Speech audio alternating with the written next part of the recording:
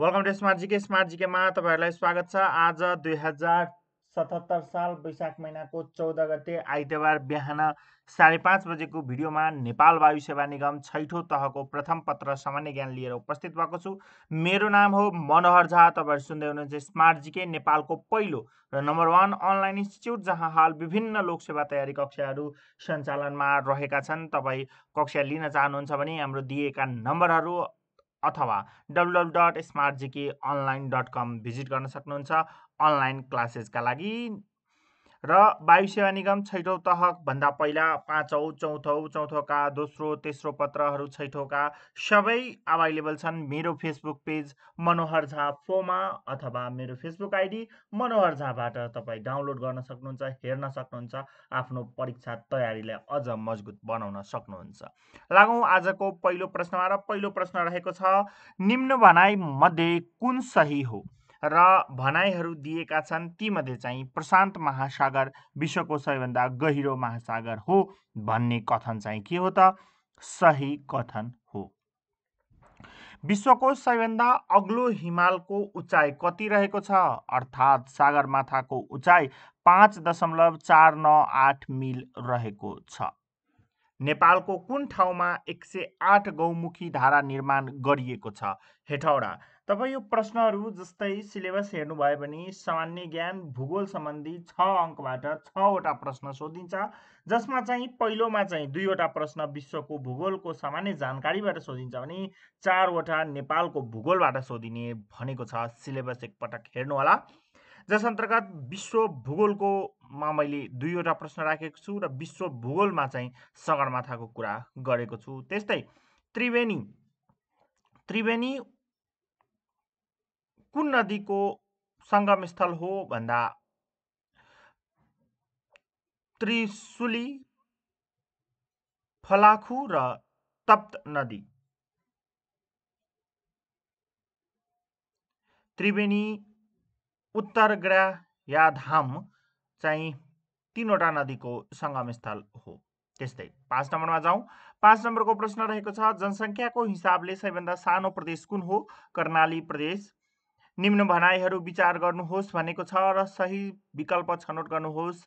र विकल्पमा हेर्नुहुन्छ भने नेपालका तालहरू 3 प्रकारका छन्, ती हुन् हिमाली ताल, पर्वतीय ताल र मैदानी ताल। यो चाहिँ के हो त? सही हो। अर्को चाहिँ गलत रहेको छ।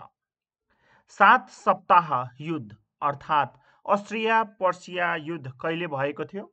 यो चाहिँ अब हाम्रो दोस्रो भाग अन्तर्गत इतिहास र संस्कृति सम्बन्धी 5 वटा प्रश्न सोधिन्छ, जसको पहिलोमा चाहिँ विश्वका प्रमुख ऐतिहासिक घटनाहरू सोध्छन्, त्यस अन्तर्गत राखेको छु। र यो विश्व युद्ध चाहिँ 7 सप्ताहको युद्ध चाहिँ सन् 1866 मा भएको थियो। लिच्छवी कालमा लिच्छवी राजाहरूले भारतीय राजा समुद्रगुप्तलाई बुझाउने गरेको कर कसको पालाबाट खारेज भएको थियो? वृषदेवको पालाबाट खारेज भएको थियो। त्यस्तै मल्लकालका प्रचलित पद महापात्रले निम्न मध्ये कुन पदलाई जनाउँदथ्यो? स्थानीय शासकलाई जनाउँदथ्यो। नेपालको इतिहासमा पञ्चको शाह भनेर कसलाई चिनिन्छ? शरदचन्द्र शाहलाई चिनिन्छ। त्यस्तै युधिष्ठिरको शङ्खलाई के भनिन्छ? अनन्त विजय भनिन्छ। अर्को 12 नम्बरको प्रश्न छ, छैठौं राष्ट्रिय कृषि गणना 2068 को नतिजा कहिले सार्वजनिक भएको थियो? विक्रम सम्वत 2070 पौष 9 मा। नेपालमा सवारी साधनको प्रयोग कहिलेदेखि भएको हो भन्दा सन् विक्रम सम्वत 1996 देखि भएको हो। जनगणना 2068 अनुसार नेपालको साक्षरता दर कति रहेको छ? 65.9%। निम्नमध्ये कुन आवधिक योजनाले पर्यटनलाई दोस्रो प्राथमिकतामा राखेको थियो?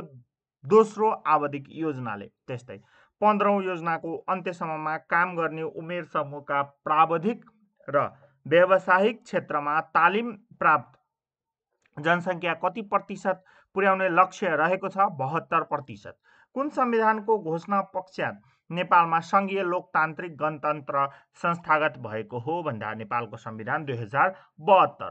त्यस्तै नेपालको संविधान अनुसार बहुजातीय, बहुभाषिक, बहुधार्मिक, बहुसांस्कृतिक विशेषतायुक्त भौगोलिक विविधतामा रहेका समान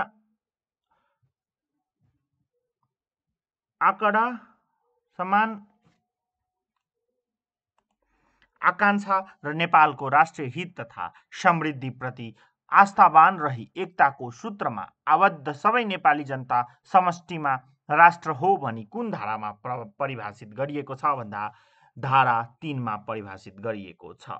त्यस्तै 19 नम्बरको प्रश्नमा छ कस्तो अवस्थामा बाहेक निवारक नजरबन्दमा राख्न पाइँदैन भन्दा सार्वजनिक शान्ति र व्यवस्थामा तत्काल खलल पर्ने पर्याप्त आधार नहुँदासम्म र नेपाल राज्यको सार्वभौमसत्ता र अखण्डता तत्काल खलल पर्ने पर्याप्त आधार नहुँदासम्म बाहेक निवारक नजरबन्दमा राख्न पाइँदैन।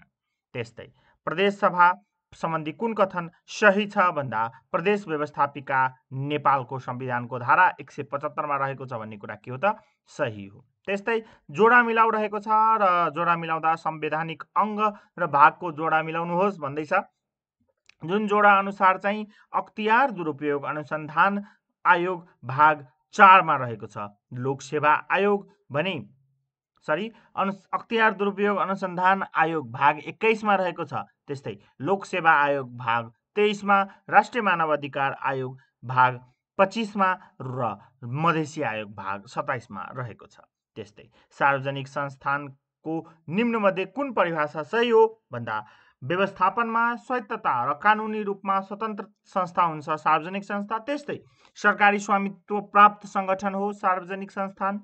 त्यस्तै जनताप्रति उत्तरदायी र सरकारद्वारा नियन्त्रित संस्थान हो। त्यही भएर माथिका सबै के हुन् त सही हुन्। त्यस्तै नेपालमा सार्वजनिक संस्थानहरू सम्बन्धी जोडा मिलाउनुहोस् भन्दा औद्योगिक क्षेत्रका संस्थान जमाजमी कतिवटा छन् भन्दा 7 वटा, व्यापारिक क्षेत्रमा 6 वटा, सेवा क्षेत्रका 7 वटा र सामाजिक क्षेत्रका 5 वटा सार्वजनिक संस्थानहरू नेपालमा रहेका छन्। नेपालमा हाल जमाजमी 37 वटा संस्थान छन्, जसमध्ये 2076 को सुरुवातीमा हेर्नुहुन्छ भने 26 वटा संस्थान नाफामा रहेको थियो। नागरिक उड्डयन विभाग औपचारिक रूपमा तत्कालीन नेपाल सरकारको कार्य सञ्चार र यातायात मन्त्रालय अन्तर्गत कहिले स्थापित भएको थियो भन्दा सन् 1957 मा। नेपालले उडान सुरक्षा पशु पर्यवेक्षणको क्षेत्रमा उल्लेखनीय सुधार गरेकोमा आइकाओले सन् 2013 देखि लगाउँदै आएको गम्भीर सुरक्षा चासोयुक्त मुलुकको सूचीबाट कहिले हटाएको थियो भन्दा 12 जुन 2018 मा। नेपालले उडान सुरक्षा सुपरिवेक्षणको क्षेत्रमा उल्लेखनीय सुधार गरेकोमा आइकाओले सन् 2013 देखि लगाउँदै आएको गम्भीर सुरक्षा चासोयुक्त मुलुकको सूचीबाट सन् 2018 मा हटाउँदा निम्नमध्ये कुन कदर प्रदान गरिएको थियो नेपाललाई भन्दा आइकाओ काउन्सिल प्रेसिडेन्ट सर्टिफिकेट प्रदान गरिएको थियो। नेपालसँग द्विपक्षीय हवाई सेवा सम्झौता भएको राष्ट्रको संख्या कति पुगेको छ भन्दा 40 वटा, अन्तिम अस्ट्रेलिया रहेको थियो। त्यस्तै नेपाल वायु सेवा निगमले कुन वर्षमा सबैभन्दा बढी यात्रुलाई सेवा प्रदान गरेको थियो भन्दा सन् 2019 मा। नेपालमा पहिलो पटक बोइङ जेट विमान कहिले उत्रिएको थियो? विक्रम सम्वत 2023 फागुन 25 मा। त्यस्तै नेपालमा औपचारिक रूपमा होमस्टे को व्यवस्था कहिलेदेखि सुरुवात भएको हो? विक्रम सम्वत 2067 सालदेखि। सन् 1972 को पर्यटन गुरु योजना र प्रशासन सुधार आयोग 2032 को सिफारिस समेतका आधारमा पर्यटन क्षेत्रको योजनाबद्ध विकास तथा प्रवर्धन गर्न केन्द्रित पर्यटन प्रशासनिक निकायको रूपमा कहिले छुट्टै पर्यटन मन्त्रालयको स्थापना भएको थियो? विक्रम सम्वत 2034 सालमा। त्यस्तै अन्तर्राष्ट्रिय नागरिक उड्डयन संगठन इन्टरनेसनल सिभिल एभिएसन अर्गनाइजेसन आइकाओको स्थापना 4 अप्रिल 1947 मा भएको थियो। त्यस्तै निम्नमध्ये कुन अन्तर्राष्ट्रिय नागरिक उड्डयन संगठनद्वारा नियन्त्रण गरिन्छ भन्दा संगठनद्वारा नियन्त्रण गरिने सबै हुन् एयर नेभिगेसन क्षमता र दक्षता, पर्यावरण संरक्षण र सुरक्षा र सुविधा सबै नियन्त्रण गरिन्छ। निम्नमध्ये कुन सही हो भन्दा आइएटिए 19 अप्रिल 1945 मा गठन भएको थियो। सही हो। आइएटिए को प्रधान कार्यालय मोन्ट्रियलमा रहेको छ। नेपाल गैर आइएटिए देश हो। सबै ठीक रहेका छन्।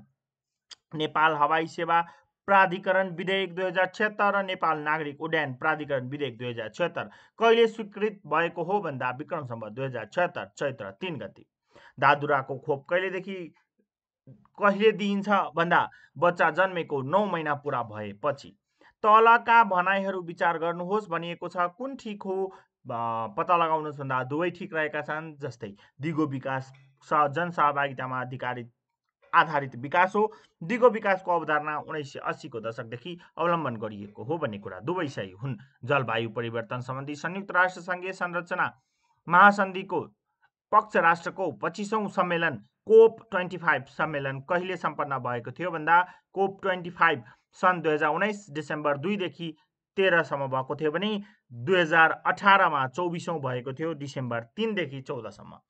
त्यस्तै 2068 सालको जनगणना अनुसार नेपालमा मान्ने धर्मको आधारमा धेरैबाट थोरै जनसङ्ख्याको क्रम कुन सही छ भन्दा इस्लाम, किरात, इसाई र प्रकृति। प्राणीहरूको क्रियाकलाप र व्यवहार सम्बन्धी अध्ययन गर्ने विज्ञानलाई के भनिन्छ? इथोलोजी।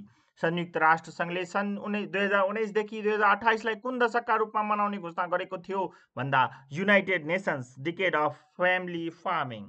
नेपाल र चीनका सेनाबीच संयुक्त सैन्य अभ्यास पहिलो पटक कहिले सम्पन्न भएको थियो? विक्रम सम्वत 2074 वैशाख 6 देखि 18 सम्म। नेपाल विश्व व्यापार संगठनको सदस्य कहिले बनेको थियो? 4 अप्रिल 2004।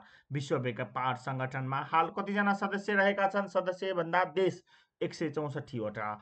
2076 मङ्सिरसम्म नेपालमा कतिवटा विमानस्थल सञ्चालनमा रहेको छ? 49 वटा। विश्व शौचालय दिवस हरेक वर्ष कुन दिन मनाइन्छ?